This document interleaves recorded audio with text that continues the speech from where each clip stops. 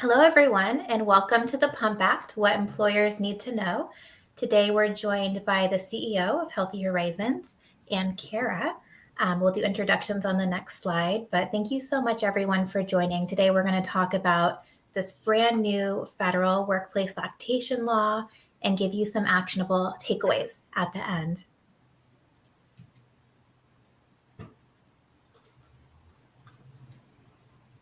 My name is Cassie Janikos. I'm the Chief Operating Officer of Healthy Horizons. I've been with the company for nearly a decade, and I specialize in working with our corporate partners to create consistent programs across North America. And we also have Sheila on the line. Sheila, can you please introduce yourself? Yes, I'm Sheila Janikos. I'm the CEO of Healthy Horizons. I'm also a board certified lactation consultant, and my specialty and my favorite topic is workplace lactation. Hi, everyone. My name is Kara Barrick. I'm an attorney in the San Francisco office of Ogletree Deacons. I am so privileged that Healthy Horizons, Cassie and Sheila, invited me to join them today to speak with you about this latest in the law. In this instance, the Pump Act. I also hold several HR-related certifications from SHRM and from HRCI, and I'm really happy to be here. So let's get down to it. We're going to be talking about the Pump Act. And so, what does that mean? What is the Pump Act terminology? Well, the full name of the law is Providing Urgent Maternal Protections for Nursing Mothers Act, which is a mouthful. It's also known as the Pump for Nursing Mothers Act. So you'll hear it either way, it means the same thing.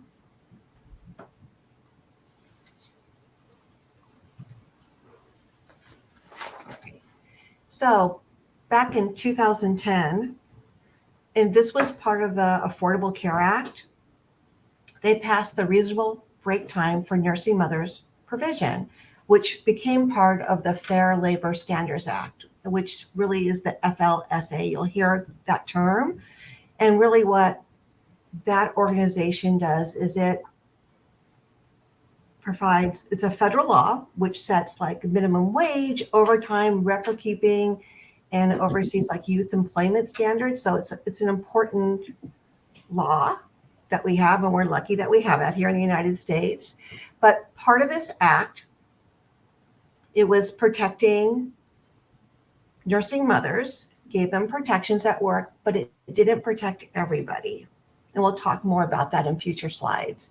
But in 2022, Congress passed this Pump Act, which became enforceable April 28th. And that amends this Fair Labor Standards Act, and it gives employees more rights and more protections, and also remedies if there is a violation. So that part's good. And really what this is doing is it's taking care of the provision where an expressing parent is able to provide milk for their baby for a year and have protections. So that part's great. And we're going to talk more about what that means and what those protections are. So what's new? What brings us here together today to talk with you about this change in the law? Because there, as Sheila just said, there were existing protections. Since 2010, federal law has provided some lactation accommodations for break time and for locations for people who need to express breast milk in the workplace. That was already the law. And in many states, there are also state laws that protect people and provide those accommodations as well, break time and locations. What's new? Well, there was a gap in the law that was passed in 2010 where it didn't protect everyone from under the federal law. It only protected non-exempt workers, not exempt workers. And I'll talk in a minute about what that means. So since the new law was passed in 2022, approximately 9 million more people have the protection of the law. What are some examples, just by way of example, under federal law of some types of workers that now have this protection. They could include nurses, teachers, people in the agricultural industry, home care workers, different types of management level employees, particularly, for example, in retail, managers, restaurant industry managers, people who are properly classified as exempt under the Fair Labor Standards Act. So let's just talk about that for just a second, and we'll come back to it. But to be exempt under federal law requires two different considerations. One is workers have to be paid on a salary basis, not hourly, and they have to be paid a certain amount, and that amount is set by federal law. But they also have to engage in certain types of job duties. And you might have heard executive or administrative or professional exemption categories. Those are just a few of the overall exemption categories under federal law. And each of those, executive, administrative, professional, has different job duties tests. And so as a practical matter, where someone who was classified as exempt, maybe in some instances, they already had the freedom within their workday or within their position at work to take the lactation break time that they needed to find a location. Maybe they had their own office and they were able to close the door. Folks in those types of positions, they weren't specifically protected under the law. So if you did have someone who was exempt, for example, a registered nurse under federal law, and they were not able to have that flexibility within their own workplace for break time or location, now federal law would specifically include them in its protections. So what this does is it helps focus employers on, considering whether someone is non-exempt or exempt, but now recognizing that under federal law, everyone is protected for a lactation accommodation.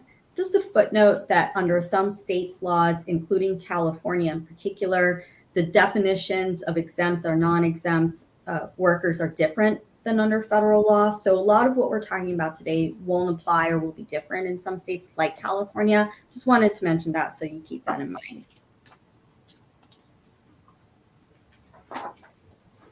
Okay, wonderful. And then it does exclude some workers, such as airline flight crew and pilots and flight attendants.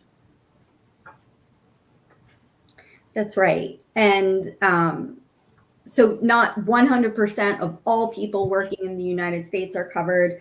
As we just saw, some people are excluded or they'll be added at a later date.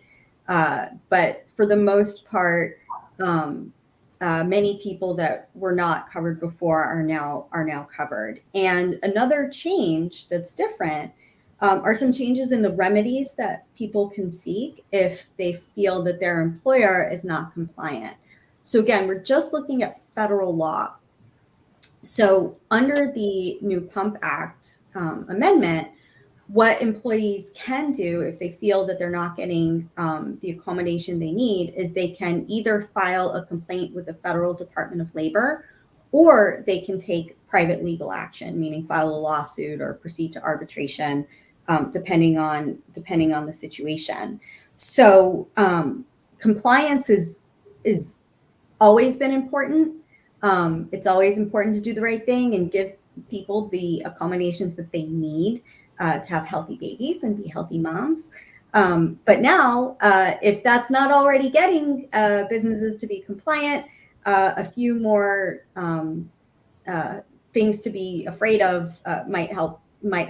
One of those is that some of the remedies include reinstatement, employment, promotions for people that feel that they were retaliated against, for example, payment of lost wages, possibly liquidated damages, a whole host of monetary penalties. And one thing also to remember is that under this new federal law, if particularly focused on the location aspect, not the break time, but just focusing on the location aspect, if an employee feels that they are not receiving a location to as part of their lactation accommodation that complies with the law, and we'll talk about that in a second, what it means to have a compliant location, the employee can give the employer 10 days notice to come into compliance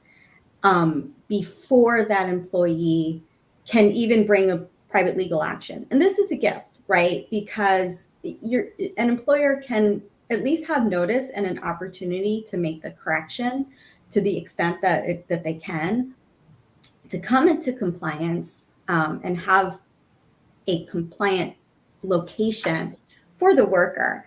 And what does this mean? To have some ideas in place, have a solution in place, because 10 days, even though it's good to have that notice, is not a lot of time to really come up with a complex engineering solution or add an additional room, right? Folks like Healthy Horizons, I'm going to just give you a shout out for just a second. They can help with compliance solutions like that, locations, temporary locations, for example, and that's the service that they provide. But you really don't want to be pushed up against the wire in order to do that, and give it some thought first. Yeah, that's a great point, Cara. I mean, getting ahead of it and being proactive is so important. I mean, all of our clients who are doing that and are thinking about it now and assessing where there are gaps are, going to avoid so many issues down the road. And before we talk a little bit more, and I pass it back to Sheila and Cassie to talk about what exactly the compliance would look and feel like, I just want to talk about the legal concepts of retaliation. Retaliation was already prohibited by existing law, and it's still prohibited by the new law. And so what does that mean? What does that look like? If someone requests a lactation accommodation, for example, break time, for example, a compliant location, and they are punished because they made this request, or because they used these breaks, because they took that time off or during their day to express breast milk, if they are punished because of that, that is against the law. And that retaliation can actually be more consequential. A claim of retaliation can be more consequential to an employer than the failure to give the accommodation in the first place. So, in one case, a jury awarded $50,000 for failure to provide a proper place. And that same jury awarded $1.85 million for retaliation. So to quantify those experiences for people, juries will take retaliation just as seriously as the need for the accommodation itself. Yeah, it's really interesting with the lawsuits, because we've heard of lawsuits ranging from 20,000 all the way up to almost 4 million for a single parent, which is so much more expensive than getting into compliance in the first place. Yeah, I also find it interesting that for each time that parents may be denied the right to go to a room and to an express, that's a violation. So if you do that over a month and the person was going to express 3 times a day, those are a lot of violations. Mm-hmm. It could really add up. And so what are some of the things that stayed the same? First of all, number of employees doesn't make a difference. Most employers will still need to comply unless there is some sort of undue hardship that they can prove. And this hasn't been very common from what we've seen with our clients and the companies we work with. But if a company does have less than 50 employees, they could theoretically get an excuse due to undue hardship. Another thing that stayed the same is it covers the employee 1 year after the child's birth. So that 1 year timeline is the same, although in some states it is longer. So that's where it is also really important to look at that state law or municipal law as well. And of course, it doesn't preempt any state or municipal laws that provide greater protections. And more than half the states in the US have greater protections. So you'll always have to do what's strictest from each law to make sure you're complying. Some key dates, of course, this was signed into law December 29th, 2022. The Pump Act has their new remedies available very recently, April 28th, 2023, and December 29th, 2025. There'll be coverage for motor coach and railway employees. Right now, there's a little bit of a lag in supporting those employees, but that's going to come, in a couple of years, which will be here sooner than we think. And so just what is a motor coach? A motor coach, because it's not a word that I use every day specifically. It's defined as an over-the-road bus, which is a type of bus that has an elevated passenger deck located over a baggage compartment, but not a public bus or a school bus. So still not all bus drivers. Yeah, it's a great clarification.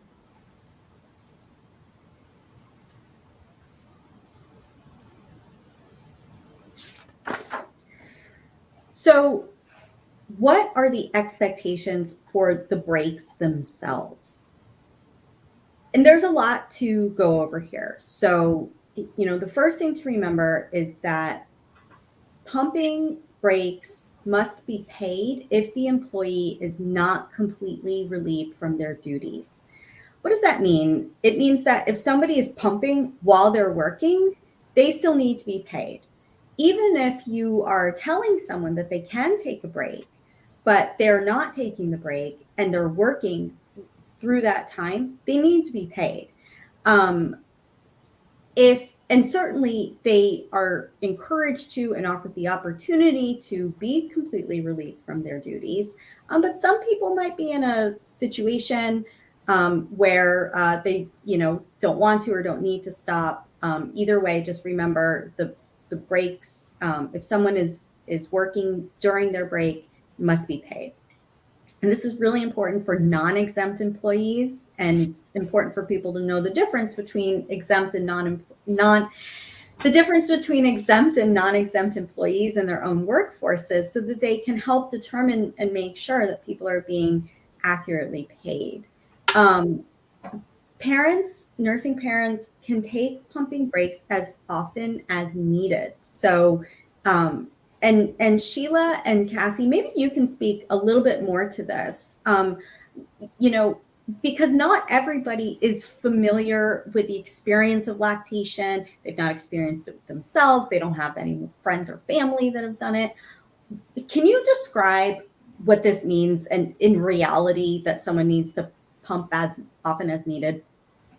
Absolutely. Early on in a person's lactation journey, oftentimes expression needs to happen quite frequently to keep the milk supply up. So that's one factor. But if a person is used to pumping on a regular schedule or feeding the baby directly, and then all of a sudden has to spread out that expression time or feeding time and misses a break, they're going to be in trouble. They could have a response in their body called engorgement, which could be swelling. The milk could get backed up. They could have a plugged duct, even get a breast infection. So there's serious consequences to not being able to effectively or be given the opportunity to express the milk. So it's more than just a nice convenience. It's a physiological need that people have to do if they're going to stay healthy and be able to produce the milk for their baby.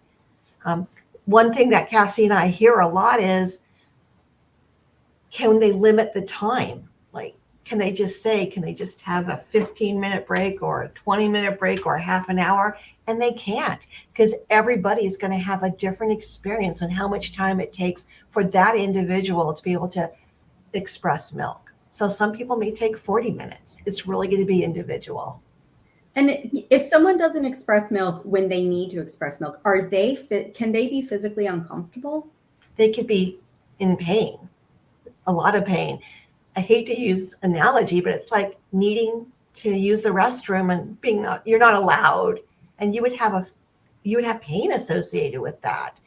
But it goes one step further with lactation. You could actually get sick. You could get a breast infection. You could lose your milk. So it is serious. And I think that people don't understand that there's this whole side to this. And thank you, Kara, for bringing that up. Yeah, I mean, and we'll get to training issues as well. But I know that when I'm training people, you know, in all types of industries and all different levels of management and life experiences, this concept of, you know, needing a break as often as needed, they just don't know. And it's not because they're not being caring or nice. They just don't know that this is necessary. And so, you know, using these analogies and explanations and medical consequences are, you know, all different ways of training your own workforces to explain why this is really important. It's not like, you know, somebody just wants to take a break and hang out with, you know, that's just not what it is. Yeah. Nobody's going to want to hang out with their pump for fun. Trust me. Yeah. Right. But one thing is that most people don't realize that it may be more time intensive in the beginning, but as that baby grows and gets older, these pumping sessions may go from 3 to 4 a day to 3 to 2 to 2 to 1 to 1 and then to 0. So typically most people by a year to 15, 14 months are not pumping during the day. Some people may pump until 2 or longer, but this is kind of the average. So sometimes it's good to kind of wrap your head around what the typical is, so you have a better idea of what the person's needs may be. And, you know, as you mentioned a few minutes ago, the law really does only apply for 1 year after the birth of the baby. Employers can certainly extend the accommodations, but if we're just looking at what the federal law requires, and state law may be different in your state as well, but the federal law only requires the accommodations for 1 year after the birth of the baby. So if that's, you know, there is an end under the law, at least for, you know, for the accommodations. And then do you, in your experience, as far as these breaks go, are people able to at least understanding that it may vary as time goes on, but are people in the workplace able to at least try to schedule them to say, okay, let's try it at 10 a.m., 1 p.m., and 4 p.m. Is that something that makes sense to try? Yes, many people do that. But one of the caveats is that if there's other people pumping, a lot of people stay on those same schedules. So these rooms can get really impacted. So that's something to also think about. So sometimes we're going to need more rooms and more spaces, because if everybody's pumping at lunchtime, 10 o'clock, we're going to need more accommodations. And we want to make sure we provide that. And so, and we'll get to locations, I think, on the next slides. While we're still on the break time, though, as I mentioned a few minutes ago, breaks for non-exempt employees, you know, if someone's working through their break, they always need to be paid. But a non-exempt employee, their lactation accommodation break can be unpaid if they're using an existing paid break, though. For example, it still needs to be paid. So I'll give you an example of that. In California, people get a rest break, right? They get normally, depending on your work schedule, you normally get 2 10-minute paid rest breaks during your workday. So if a worker wants to use her existing paid rest break, that's 10 minutes to pump, that time would be paid because it's already being paid. That's easy. If, however, as Sheila and I were just talking, someone's taking a 9 a.m. break, an 11 a.m. break, 2 p.m. break, and they're a non-exempt worker, and those are not otherwise scheduled paid breaks, then that non-exempt employee does not need to be paid for that break time under normal circumstances. Exempt employees, such as your true managers, architects, engineers, lawyers, doctors, teachers under federal law registered nurses, usually exempt employees, they're being paid anyway because they're being paid on a salary basis, and you're not going to dock their pay just because they're taking a lactation accommodation break. That's how the law is set up now.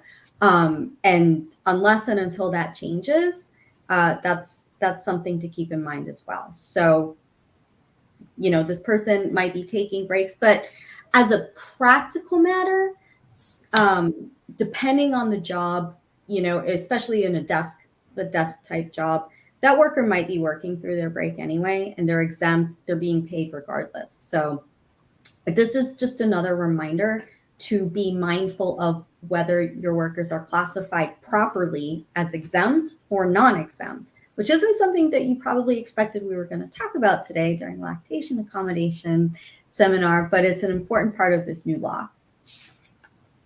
Thanks for clarifying that. So let's talk about some expectations for lactation rooms. It cannot be a bathroom. We still to this day have people calling us, telling us that the only accommodation they're going to have is a bathroom, and that is not okay under this law. The pumping space has to be shielded from view, so people cannot walk in on you. You're not going to have to worry about sitting there with your top off and pump in your hand and somebody opening a door. None of that should happen. The door needs to be able to lock, and it's really great to have a sign that says, occupied in use as that extra layer of protection. Now, if somebody is doing a hybrid work or working from home, these protections still extend to that person. So if they're on video calls all day long, they have the right to turn that video off and not have people watching them pump. Hopefully somebody would arrange the meetings away from their pumping schedules. And remember, they would be paid for that, right, Kara? Well, right. And so if someone is taking a break, then that worker has, the responsibility to say, I'm taking a break, to organize the break, to communicate properly with their management team about the break or with their colleagues about the break, turn their camera off, and take the break. They're allowed to take the break, under most circumstances.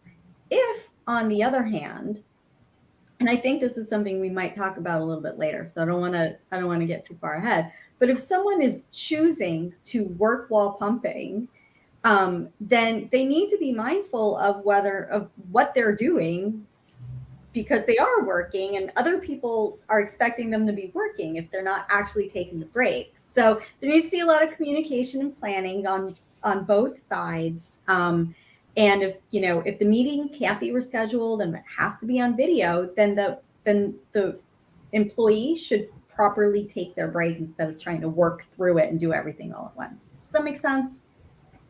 Absolutely. And some other examples of what an expectation would be is, a chair, a surface for the pump, and obviously an outlet. Most pumps are going to be electric. And so that's the standard. You're going to have to be able to use electricity. Now, note that there might be city, municipal, and state laws that have much more strict and additional requirements, but these are the basic ones. And California is one of those, by the way, that has requirements that there be access, to either a refrigerator or another cooling device, for example. So make sure to check your state laws for additional requirements. And in New York, city laws, right? The city laws are even stricter sometimes. Yeah, there's like a new San law. Francisco has wording around square footage for the room, which is very detailed. So great point to look at the state laws. And in New York, there's a new law that the room must be well lit. That's interesting. In the past, I've seen many lactation rooms be very dim, and I think they were trying to make a relaxing environment. So that's very interesting. I like that. Okay. So these are recommendations that we have for lactation rooms. We really recommend that it's a dedicated room. not a shared space or a wellness room, because if somebody's in there with a headache or they're sick and a pumping person needs to use it, that sick person needs to leave, because the expression is going to be what the person is. They have the right to be there doing that, right? So it's going to be, need to make it available. We want to have a comfortable chair. I would recommend one that is not cloth, because nothing worse than milk stains all over a chair. It should be wipeable. 2 surfaces. People like to have their personal items, maybe their laptop, and then also you would need a place for the pump, on-site storage, so they could leave their pieces there and not be dragging things back and forth. The refrigerator, which Kara talked about earlier, that California does require some sort of cooling device. A sink, so everything could be washed in the room and the person doesn't need to walk through the offices with their pieces. A microwave in case they wanted to steam sterilize their pump parts. And then pumping essentials like maybe the kit, maybe bra pads, maybe snacks, things that would make lactation a little bit easier.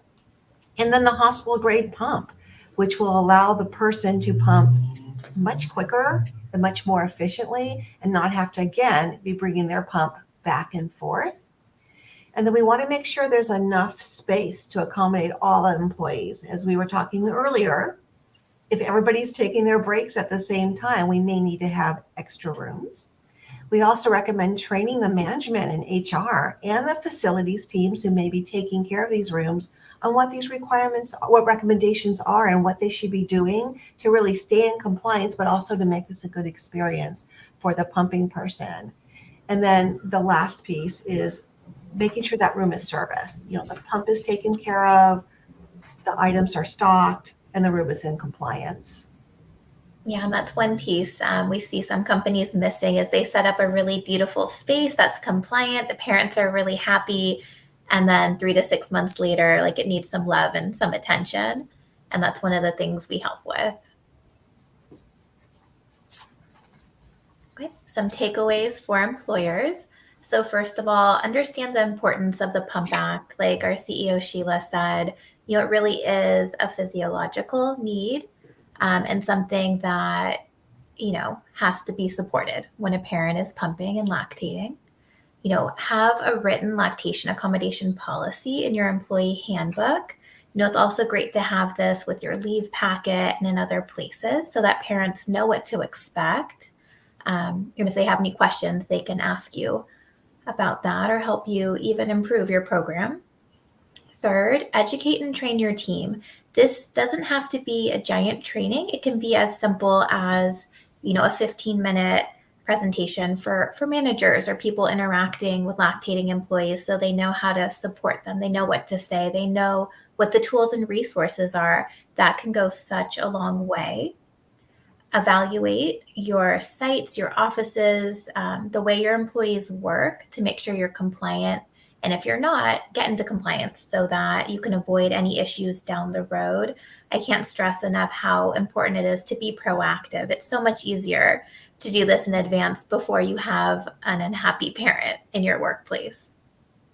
And then lastly, if there is a complaint, you know, make sure that you're responding really quickly with that 10 calendar days to get a solution. I know that can be quite fast, especially for larger employers. So be ready for that piece of it. And, you know, use a service like Healthy Horizons, where we've done this many, many times. We're here to help you implement, upgrade, and make this as easy as possible. Cassie, if I could just add to the a couple of the points on there. For example, number 2, having a written lactation accommodation policy in your employee handbook. In some locations, like California, that's actually required by California state law that you have a written lactation accommodation policy. But it's a good idea anyway, so that employees know what their rights and benefits are, and so that management knows what the expectation is of them. And so that it's very clear to everyone up front who the contact people are if they need help, whether that's someone in HR or if your organization is small and you don't have an HR department, that there's still a person that employees can contact if they have questions or concerns about what to do. And so having that in writing is recommended and in some instances required. And to the point, which is in bold, educate and train your team. We can't stress this enough. Seminars like this are certainly important, but they require someone to want to be here, right? And not all of your employees are going to say, oh, hey, I'm going to take a break out of my day and watch the Healthy Horizons, webinar, right? This is for people who want to say, okay, what do I need to do? How can I help? But for many of your team members, they just don't even know that they have to do this at all. And so, like Cassie said, a 15-minute training, showing them around, showing people the lactation space, even if they will never, ever need it themselves, so they're comfortable with it. Explaining why it's necessary, that, in a simple, easygoing, positive way, to help moms and help babies. They all want to do that. And so educating and training is the one thing that you can do to really help everyone on your team. And then just one thing about the policy, I encourage people to take a look at your policy and see if it needs to be updated, see what it says. It became part of the ACA in 2010 that we had to have policies, but most companies didn't even do that or think about it. And now it's really out there. We need to really be doing this because that's going to be what you're going to fall back on if there's an issue, right? So that policy is really important. And for additional resources, we put together some links for you that will be added to our social channels. First, if you need help implementing a solution, we have our For Employers page. You can learn more from our Pump Act blog. Ogletree also has a blog on the Pump Act that you can reference. We have the DOL FAQ sheet that has some great information in there, as well as the Pump Act itself. So you can see the direct text of that in Division KK. It's a very long document, but it's in there. It has some great insight. Okay, and with that, we're going to open it up for questions. If you have any questions that you aren't able to answer or ask today or get an answer for today, feel free to email us. Our email is services@hh-bc.com, or you can also submit an inquiry on our website, healthyhorizons.com. You can also contact Kara at kara.barrick@ogletree.com. And with that, we're going to open it up for some questions.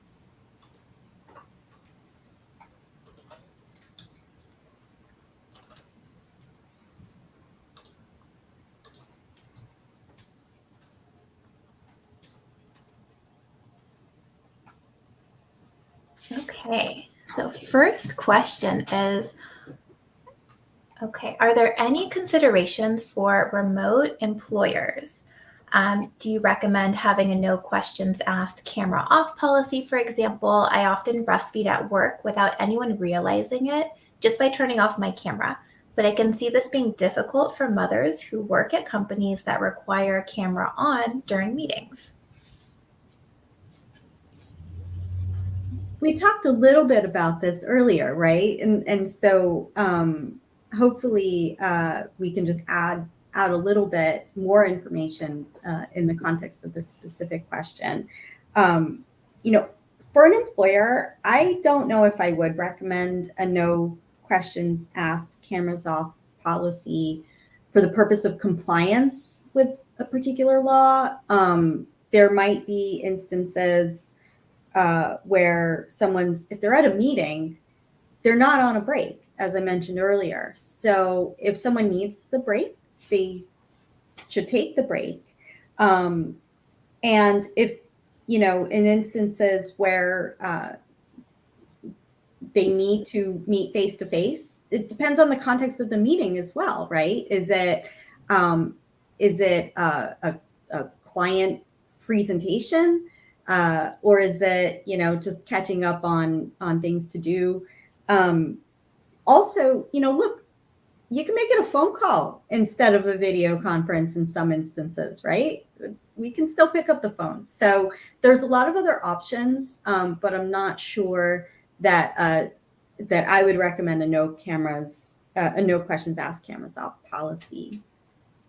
I think another piece of that is culture.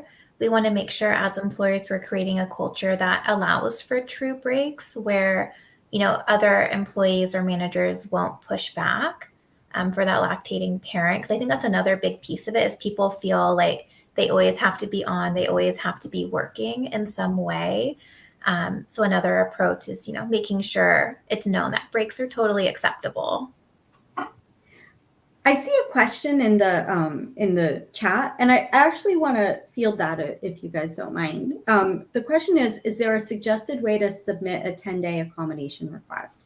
So I want to clarify the premise of the question and then answer it. What the 10 days stands for under the Pump Act is that if an employer didn't provide an accommodation, if it was requested and the employer didn't provide a location that's compliant, given the opportunity to do so, that's when an employee would say, hey, I'm giving you 10 days to follow up, right? It doesn't start with, hey, employer, I need a lactation accommodation and you have 10 days to do it. That's not the first stage. It's a later stage. The first stage is engaging in an interactive process between the employee and the employer. Now, in some states like California, in some locations like San Francisco, the timing of this can be regulated, but it doesn't under the Federal Pump Act start with this 10-day limit. Where it starts is given the employer's policy. If there is a policy, it'll usually say something like, if you need a lactation accommodation, talk to your HR department or talk to your immediate supervisor and try to work out something that's mutually convenient, right? That makes sense, that complies with the law. Try to work together. Then under the federal law, if you can't make it work, is when the 10-day compliance notice only for the location would come into play. So whatever your employer's policies are, follow them. If there's no written policy, contact HR. If there's no written policy and there's no HR, contact your immediate supervisor is the way that I would suggest an employee go about seeking a lactation accommodation. I hope that answers the question. Did you guys, sorry, I'm not sure if there was another question before that, but I wanted to make sure that we got that one in. Yeah, that's a great question. That's another reason why having that policy is so important. So people are going through the proper channel so it doesn't get to like a formal complaint. So that's a great clarification. So next question is how to support employees that meet resistance from small business owners.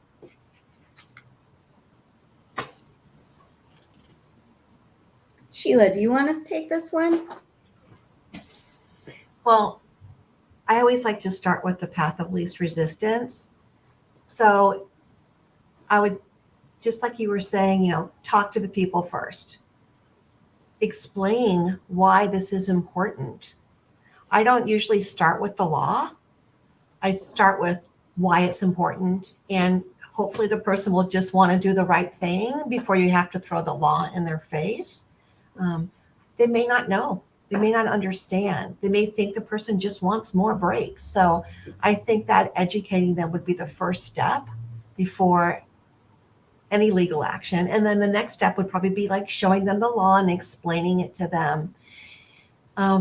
Hopefully there is somebody else who works at that business who can maybe be your advocate. Maybe there is a manager that you trust that you could talk to, and they could talk to the small business owner first. So that's where I would start. And to add to that, from the legal perspective, because again, we use this interactive process. We use it in a different context where we talk about disability accommodations, and that same interactive process concept comes up in lactation accommodations as well. And so, I suggest for employees, because I represent employers, right? Those are my clients. And it's always good when the employer, I say, ask them what they need. Like I'll tell the employer to ask the worker, what do you need? Like, so it's really helpful when the employee comes with some ideas for solutions of what would work for them. Maybe that's not ultimately what gets implemented, but if you come and say, you know, look, here's what would work for me. Here's why I need this. Can we make this work? Instead of just the law requires you to give me a break and a location. You know, it's helpful when the employee engages in the process with some ideas and suggestions. Because they may know more than the employer. They may have some good ideas. Absolutely. If there's a piece of equipment that needs to be purchased, the employer might not have the first clue where to start. And it's, you know, yeah, it's really helpful if the employee comes, you know, with the link to the website where whatever this item is needs to come from, or, hey, you know, all I need is an extension cord, guys. There's an outlet over there. You know, could you just get an extension cord and we'll be good? I mean, that's easy enough. Just tell people what you need. Right. And then last question. We already have a lactation room in our offices and a policy. What do we need to do? So I think this is a really great question because, you know, at first glance it appears that you're all set, but there could be a lot of things that you still do need to do. So one, you know, make sure there's enough space. If you have multiple parents pumping, you know, you may not have adequate rooms and, you know, may not be in compliance because no one can access the spaces when they need to because they're all taking that break at 12:30 p.m. You could also look for gaps like in your policy and coverage. So with the new law, making sure that, you know, the policy covers exempt and non-exempt, for example, making sure there's, you know, maintenance for your program, that it really is staying compliant, that you do have a nice space for these parents, and, you know, prevent issues by training people that you have the room, showing them the rooms, showing them the policy, and making sure everyone's on the same page so no issues arise. And making sure that support's also consistent across sites. So for some companies, we'll see, you know, they have a really great program in California and New York, and maybe they don't have a great program in Texas or in another state. And making sure that it's really consistent so parents are getting the same level of support no matter where they are in the US. And there's so much more we could go through with that, but that's something I'd love, you know, to talk about offline if you have more questions about that piece of it and help find some solutions. Any final questions before we log off for today? Cassie and Sheila, I just want to thank you both for inviting me to participate with you in this webinar. And it's been great for me. And I always learn a lot from Healthy Horizons. So thank you so much. Oh, thank you so much, Kara. It's a pleasure to have you join us today. And thank you to all the viewers out there that joined us for the webinar today. If you need anything, please reach out to Healthy Horizons. We're here to support you through this. We, you know, have been around for 32 years, and we support operations in person in 125 cities in the US and Canada. You know, please learn more at healthyhorizons.com. Thank you so much, everyone.